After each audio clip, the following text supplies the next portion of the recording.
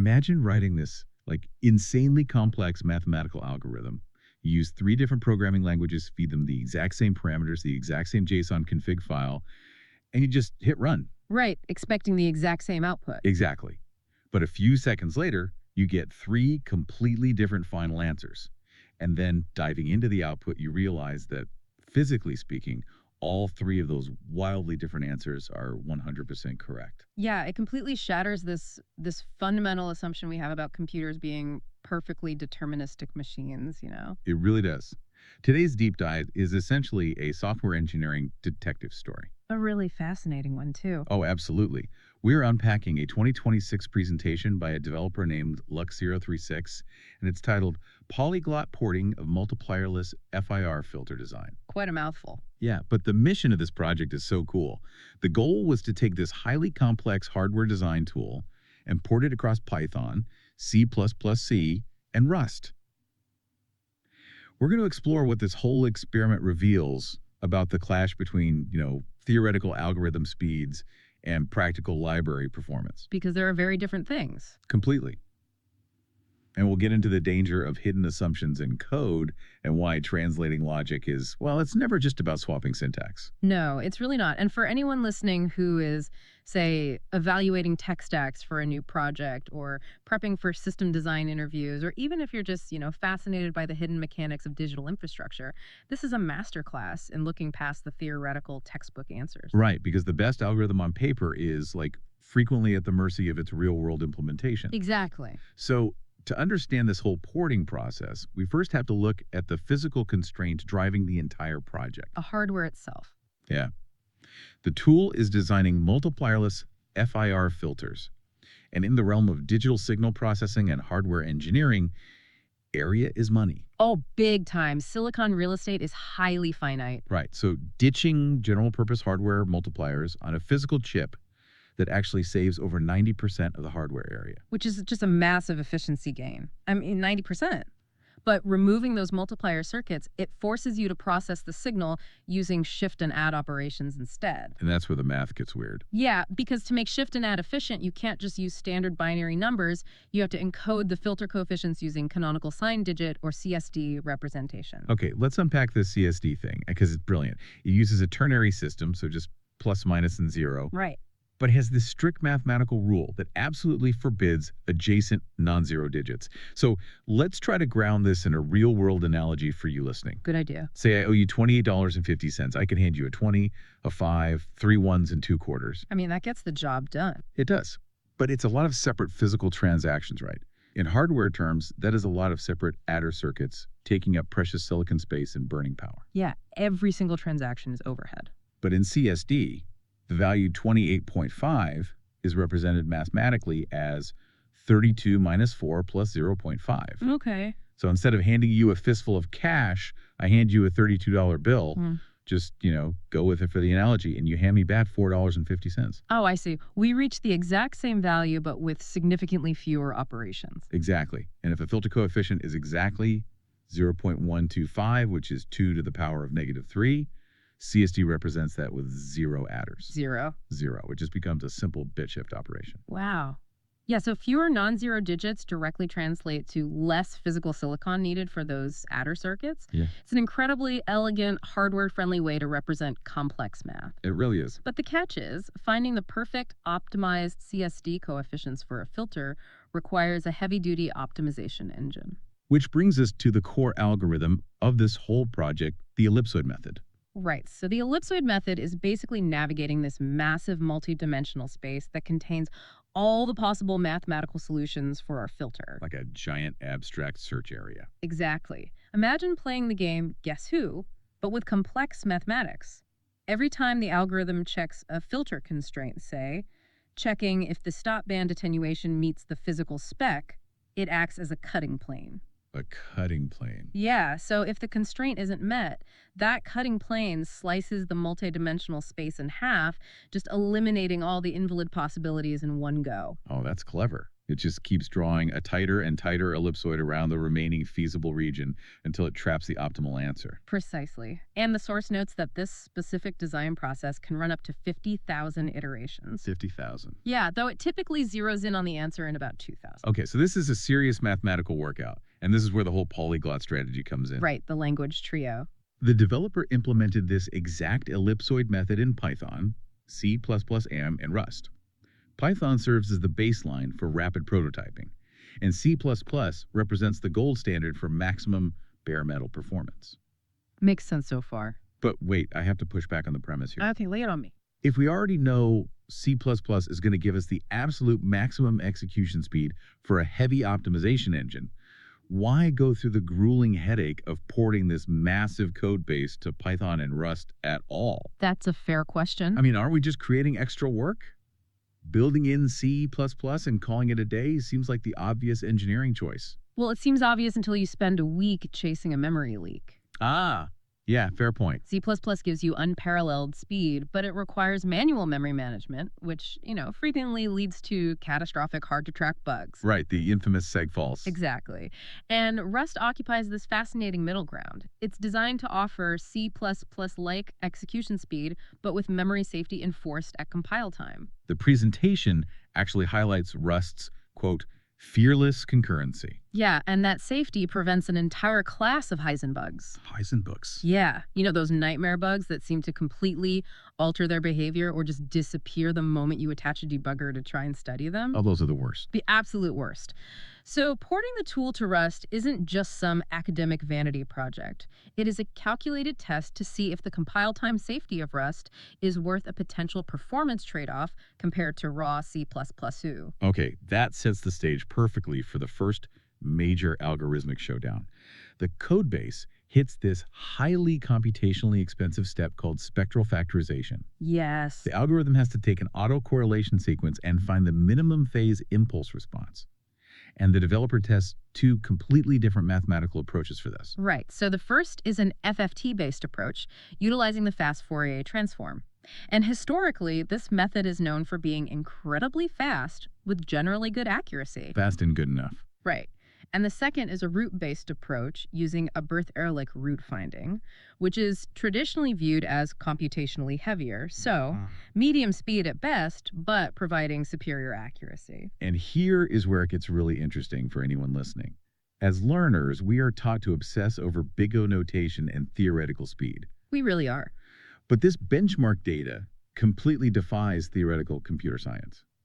Because in Python, the FFT method behaves exactly as expected. It absolutely crushes the root method, running 10 to 13 times faster. Makes sense. But then in Rust, the complete opposite happens. The traditionally slower root method beats the FFT method by 5 to 10 times. Wait, really? Yes. And in C++6, they end up in a dead heat. They just cross over and match speeds around a filter order of n equals 32. That is wild. It proves that theory is completely at the mercy of implementation. It really does. What's fascinating here is that the algorithm choice is entirely secondary to the quality of the underlying library you are importing. How do you mean? Well, look at Python's environment. The FFT is handled by the NumPy library. But NumPy isn't executing Python under the hood. It's executing highly optimized, pre-compiled C and Fortran code. Oh, right. It's basically a wrapper. Exactly. Meanwhile, Python's root finder, in this test, a library called GingerPy, is written in pure Python.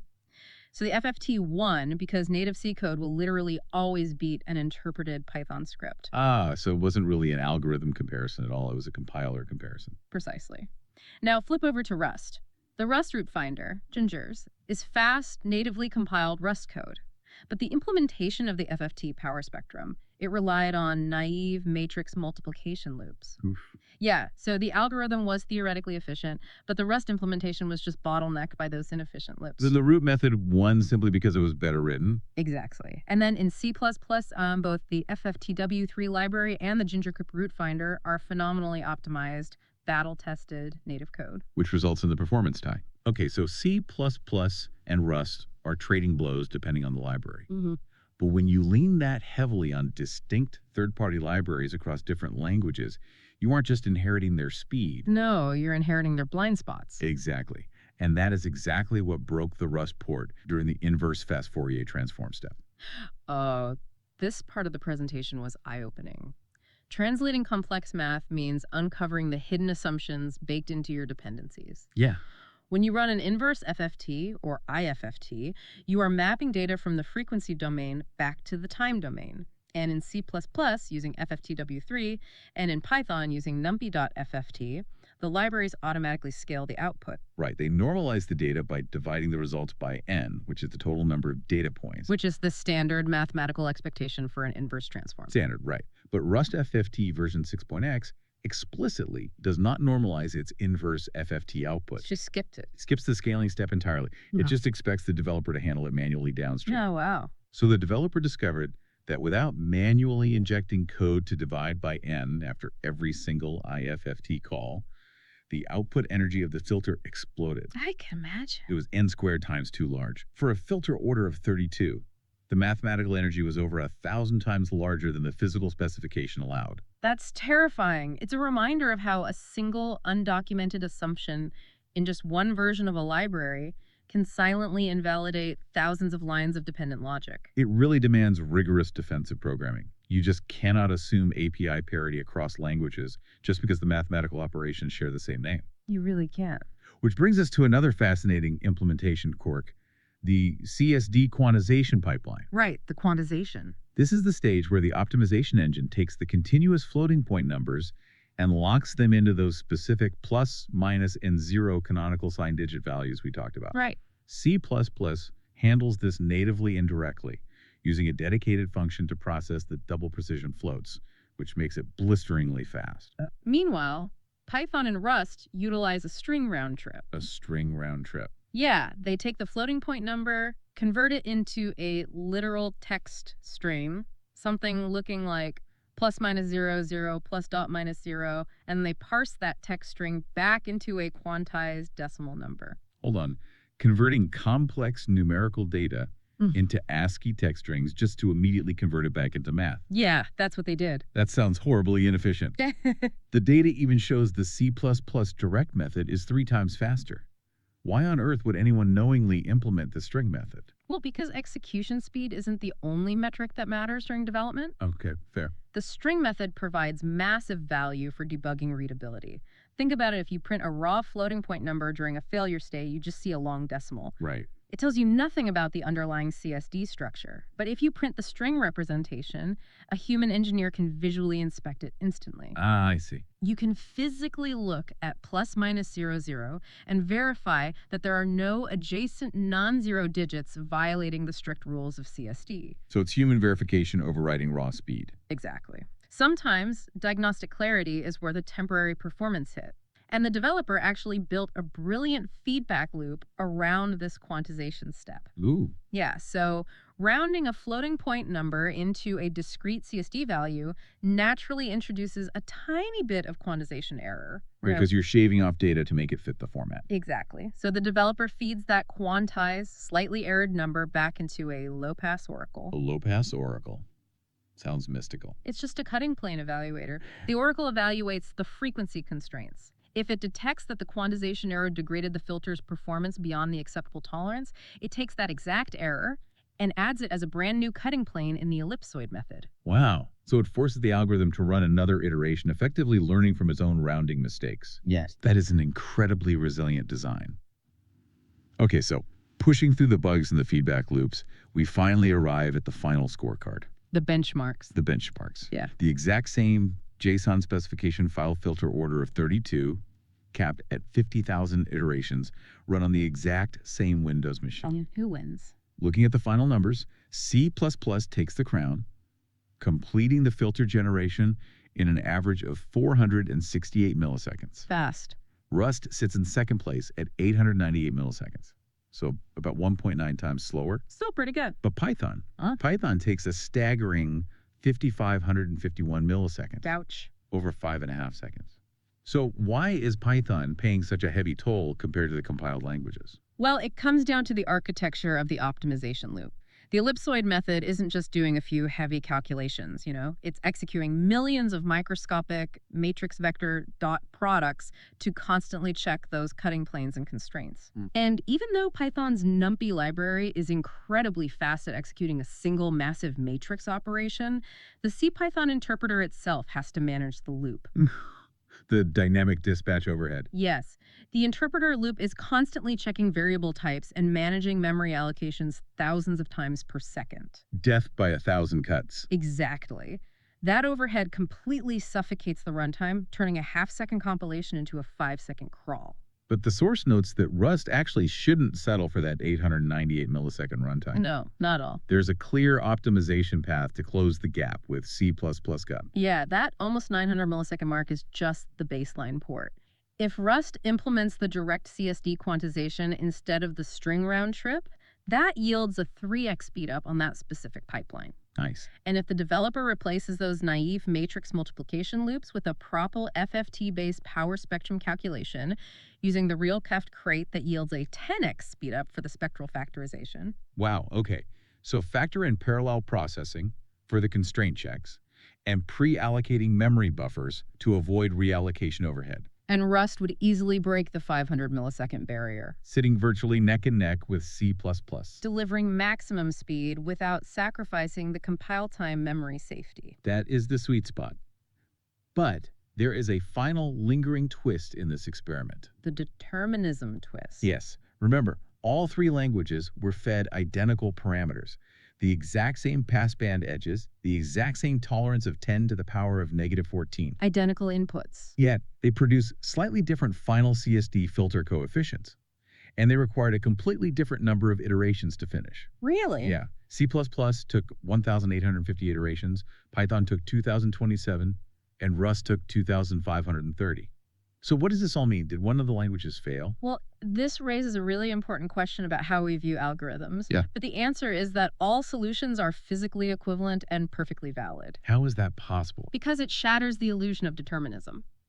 We expect a deterministic input to yield a perfectly deterministic output, but the ellipsoid method is a first-order optimization algorithm. Okay. Unlike interior point solvers that mathematically hone in on a single mathematically unique optimal point, the ellipsoid method shrinks its multidimensional space until it finds any solution that satisfies the established tolerances. Oh, I see. It stops when the answer is just good enough. Exactly. The multidimensional football just has to shrink enough to fit through the goalposts.